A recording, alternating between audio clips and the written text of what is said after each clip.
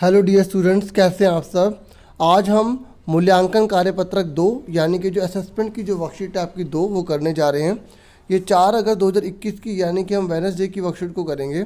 और मेरी आपसे रिक्वेस्ट है कि पहले आप इसे खुद ट्राई करें और जिनको फिर प्रॉब्लम आती है तो वो ज़रूर देखें और अपने अच्छे से तैयारी करने की कोशिश करें। और मैं ये नहीं कहता कि केवल आपको यही करना है, आपके पास अच्छी इनोवेशन है, बुक्स है आपके पास, आप उससे अच्छे से पढ़ के भी आप कर सकते हैं। ये केवल एक डायरेक्शन देने के लिए ही वीडियो बनाता हूँ ताकि मेरी तरफ से कुछ आपके लिए हेल्प हो सके, ठीक है। और मैंने और भी सब्जेक्ट की वीडियो बना रखी है, ठीक है, आप वो भी देख सकते हैं। मैंने इंग्लिश की भी बना दी है, मैंने मैथ्स की पिछले वीक की भी बनाई थी, मैथ्स की, हिंदी, इंग्लिश मीडियम सारे सब्जेक्ट्स की बनाई थी, ठीक है। कोशिश करता हूँ कि सब्जेक्ट की बना पाऊँ। फटाफट स्टार्ट कर देते हैं आज की वर्कशीट को। ये क्लास 9 की सामाजिक विज्ञान की है।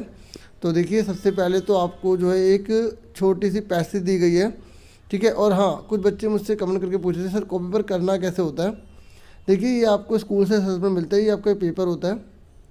तो आपको पहला, इसमें 2 पार्ट होते हैं, ठीक है।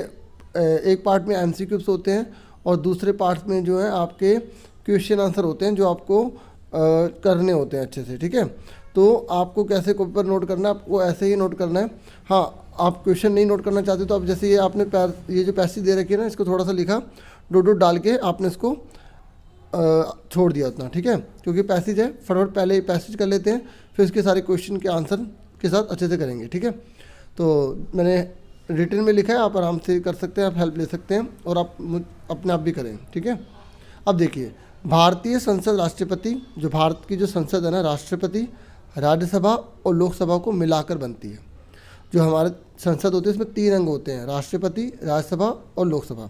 क्योंकि देखो, क्वेश्चन यही एग्जाम में जो आपके होंगे यहाँ पे पहले में जरूरी नहीं यही आए, तो अलग भी आ सकते थे। आप अच्छे से डीपली करा करो, जो आपको वर्कशीट आती है वो भी अच्छे से किया करो।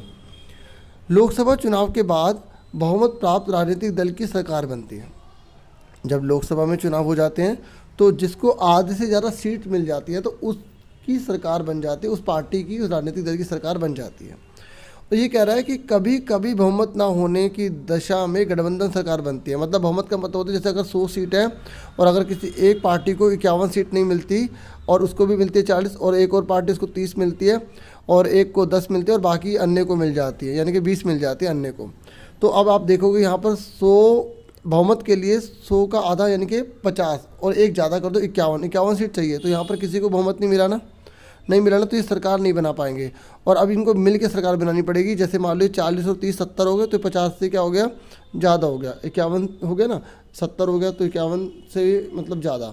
तो अगर 50 से ज़्यादा तो ही वो सरकार बना पाएंगे। लेकिन अब किसी को 50 से ज़्यादा नहीं मिले यहाँ पर, तो ये मिलकर सरकार बनाएंगे तो इसे बोलेंगे गठबंधन। हो सकता है ये 40 और 20 मिल जाए, 60 हो गए तब भी ये सरकार बना लेंगे, ठीक है। हो सकता है कि 40, 30 और 20 ये तीनों इकट्ठे मिल जाए तब भी सरकार बना लेंगे।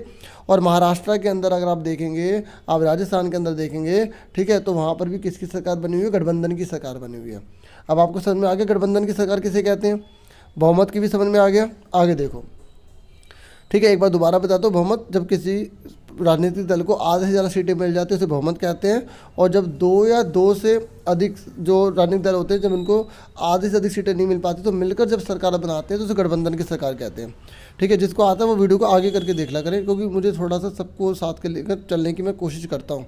संसद में बहुमत प्राप्त दल का विरोध करने वाले राजनीतिक दल विपक्षी दल कहलाते हैं, ठीक है। देखो, जो सत्ता में नहीं आ पाते ना, तो वो उसमें जो उसका विरोध करते हैं ना, बहुमत दल का जिसकी पार्टी बनी है, जो उसका विरोध करेंगे तो उसे हम बोलेंगे विपक्षी दल बोलेंगे। जैसे अगर हम देश की बात करें, लोकसभा में इस समय प्रधानमंत्री की जैसे सरकार, मतलब बीजेपी की सरकार है, तो जो कांग्रेस है वो विपक्षी दल कहलाएगी क्योंकि वो सत्ता में नहीं आ पाई, ठीक है। अब आगे देखो, प्रधानमंत्री सत्ताधारी, मतलब जो सत्ता में है, शासन चलाने वाले दल का मुखिया होता है। जैसे इस समय जो प्रधानमंत्री है वो नरेंद्र मोदी जी हैं, तो वो हम जो है सत्ता दल का मुखिया कहलाएंगे। क्या कहलाएंगे, सत्ता दल का मुखिया कहलाएंगे। प्रधानमंत्री अन्य मंत्रियों को चुनाव करते हैं, ठीक है। प्रधानमंत्री हैं जो अन्य मंत्रियों को चुनते हैं, जैसे स्वास्थ्य मंत्री को चुना, शिक्षा मंत्री को चुना, जैसे धर्मेंद्र जी इस समय जो है शिक्षा मंत्री जो नहीं बने हैं। ऐसे वित्त मंत्री जो इनसे संबंधित सरकारी कार्यों का जिम्मा लेते हैं। मतलब अभी खाली जो है प्रधानमंत्री जो वो अकेले काम नहीं करते, वो अपने काम को कई भागों में बांट देते हैं और वो अलग अलग मंत्रियों को बड़ी बड़ी भूमिका दे देते हैं। जैसे आप यहाँ देख सकते हैं, ऐसे रेल मंत्री बहुत सारे होते हैं, ठीक है, ताकि अच्छे से देश के लिए कामकाज किया जा सके। उम्मीद करता हूँ पैसे समझ में आ गया होगा। अब पहला देखो, भारतीय संसद इनको मिलकर बनती है। जल्दी से बताओ, आपको आंसर खुद बताना है क्योंकि आप टैली करेंगे।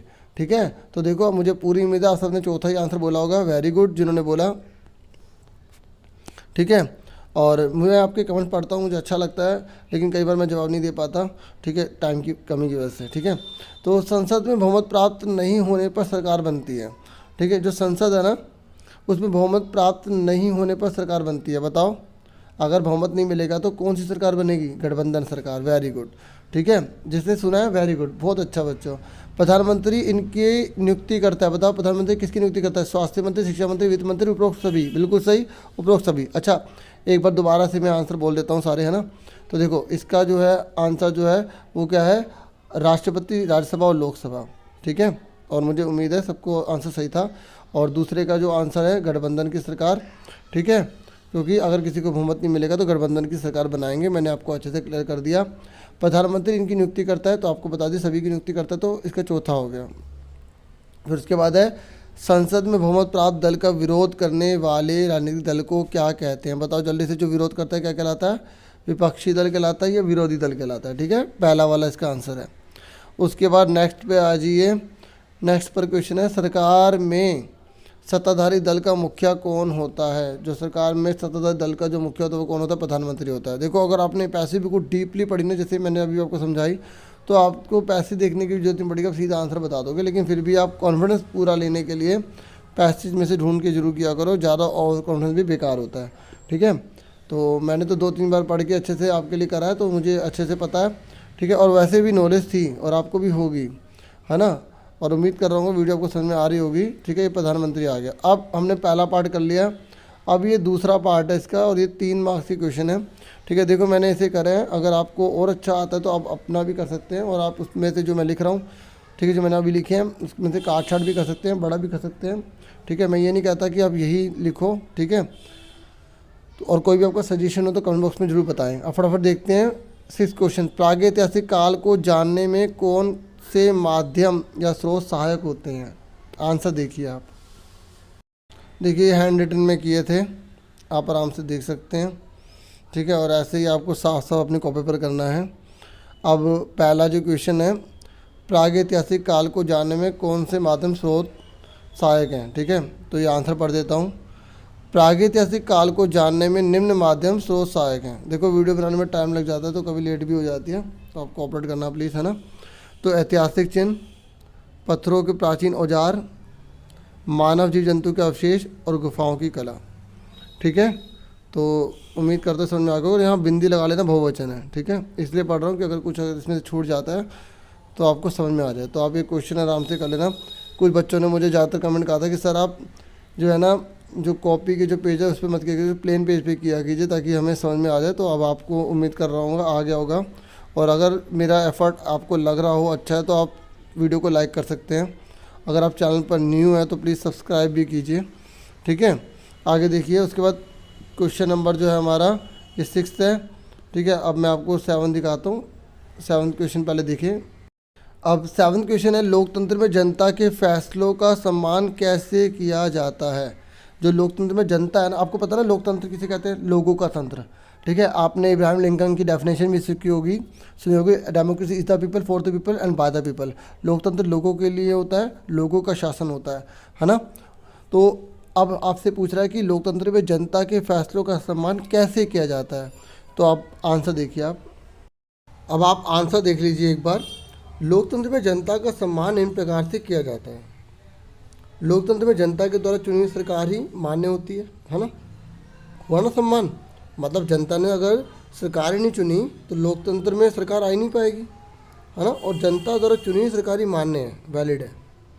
दूसरा, लोकतंत्र में शासन के द्वारा बनाई गई नीतियाँ, कार्यक्रम, आदेश आदि जनता के लिए ही होते हैं। जो भी नियम कायदे कानून बनाए जाते हैं वो जनता के लिए होते हैं। देखो ये जो मैंने लिखा है, आप जरूर नहीं ये लिखें, आपको अगर आप इससे अच्छा आता तो आप इससे अच्छा भी कर सकते हैं, ठीक है। और बाकी जो आंसर मैच कर रहे हैं वेरी गुड, ठीक है। बहुत सारे पॉइंट होते हैं, मैंने कुछ ही लिखे हैं इसमें, ठीक है। 3 नंबर का तो उसके हिसाब से लिखा है। लोकतंत्र राजनीतिक समानता के सिद्धांत पर आधारित है। यहाँ सर्वाधिक गरीब और अनपढ़ को भी वही दर्जा उपलब्ध है जो अमीर और पढ़े लिखे लोगों को है, ठीक है। ये आपकी पॉलिटिकल की बुक है, उसी में से आंसर है, आप अपनी बुक से भी देख सकते हैं, ठीक है। कई बच्चों ने बुक से ढूंढ के आंसर भी करे होंगे, ठीक है। अब हम नेक्स्ट क्वेश्चन देखते हैं, 8th क्वेश्चन। अब आप 8 क्वेश्चन देखिए, राष्ट्रीयवाद की भावना के प्रसार में किसकी मुख्य भूमिका है, ठीक है, बताइए। तो अब इसका आंसर देख लीजिए आप। राष्ट्र, सबसे पहले मैंने राष्ट्र के बारे में बताया कि राष्ट्र होता क्या है, ठीक है। राष्ट्र एक ऐसे जनसमूह के रूप में की जा सकती है, एक मिनट, यहाँ पर थोड़ा माफ़ कीजिएगा, यहाँ पे एक मैंने वर्ड नहीं लिखा था, राष्ट्र की पहचान, ठीक है। तो राष्ट्र की पहचान एक ऐसे जनसमूह के रूप में की जा सकती है जो एक भौगोलिक सीमाओं में एक निश्चित देश में रहते हैं, ठीक है, और यहाँ एकता के सूत्र में बांधने की उत्सुकता पाई जाती है। मतलब राष्ट्र का मतलब ये है कि जहाँ पर सब लोग मिलजुल के रहें, ठीक है। अब देखो राष्ट्रवाद में पूछा था ना कि सबसे ज़्यादा जो महत्वपूर्ण है वो कौन है, किसकी भावना, तो राष्ट्रवाद की भावना के प्रसार में सबसे बड़ी भूमिका किसी राष्ट्र के सदस्यों में पाई जाने वाली सामुदायिक भावना है जो उसका संगठन सुदृढ़ करती है, ठीक है। आप इसे और बड़ा करना चाहे और बड़ा कर सकते हैं, ठीक है। होप ये आपको समझ में आ रहा होगा, ठीक है। तो थोड़ा बहुत हो ही जाता है, तो प्लीज़ कोऑपरेट कीजिएगा। अब हम 9th क्वेश्चन पर करते हैं, मतलब 9th क्वेश्चन पर पहुंच जाते हैं। 9th क्वेश्चन देखिए आप। 9th क्वेश्चन बोला गया 17वीं शताब्दी में आए यूरोपीय भारत में व्यापारी से राजनीतिक शक्ति कैसे बन गए, वर्णन कीजिए। तो आपकी जो वर्कशीट 8 आई थी तो ये उसमें ही था। तो अब आप आंसर इसका देखिए। तो आंसर देखिए, 17वीं शताब्दी में यूरोपीय व्यापारी भारत आए और धीरे धीरे भारत में व्याप्त राजनीतिक अस्थिरता का लाभ उठाकर राजनीतिक प्रभाव बढ़ाने लगे, ठीक है। उसके बाद दूसरा पॉइंट, मुगल साम्राज्य के विघटन के साथ क्षेत्रीय शक्तियाँ जैसे मराठों, सिखों, जाटों, ठीक है, बंगाल, ये बंगाल लिखा, ठीक है, अवध के नवाबों आदि का मार्ग प्रशस्त हुआ। मतलब ये सब अलग अलग होने लग गए ना, इनके अपने अपने मार्ग बनने लग गए। तो जो विदेशी यानी कि यूरोपीय व्यापार करने आए थे मौका देकर मालिक बन गए। इस प्रकार यूरोपीय भारत में व्यापारी से राजनीतिक शक्ति, ठीक है, बन गए, ठीक है, यहाँ बन गए हैं, ओके। तो इसका आंसर आपने देख लिया होगा, अब देख सकते हैं, स्क्रीनशॉट लेना चाहे ले सकते हैं। अब आ जाइए 10th क्वेश्चन पर। 10th क्वेश्चन है, संसद में सभी वर्गों के समुदाय के लोगों की राजनीतिक हिस्सेदारी के लिए क्या प्रयास किए गए हैं। मतलब बहुत से लोग हैं वो भागीदारी लें, जैसे महिलाएं हैं, SC हैं, ST हैं, ये भागीदारी लें, इसके लिए क्या किए गए हैं संसद में प्रयास। तो अब आप इसके आंसर को देखिए। उत्तर पढ़ता हूँ सीधा, क्वेश्चन तो हमने देख लिया है। लोकसभा में 131 सीटें अनुसूचित जाति और अनुसूचित जनजाति के लिए 47 सीट आरक्षित की गई हैं, ठीक है। और हाल ही में महिलाओं के लिए भी सीटों के आरक्षण का भी सुझाव पेश किया गया है, यहाँ बिंदी लगा लीजिएगा, बहुवचन है, ठीक है। और तीसरा, 60 वर्ष पहले संसद में केवल 4% महिलाएं थीं, आज उनकी राजनीतिक हिस्सेदारी 9% है, जो एक अच्छा सूचक है। मतलब ये कम है लेकिन एक सूचक अच्छा है। जैसे जैसे देश में जागरूकता, ठीक है, जागरूकता बढ़ती जाएगी, सभी वर्गों, ठीक है, के समुदाय के लोगों की राजनीतिक हिस्सेदारी भी बढ़ती जाएगी, ठीक है।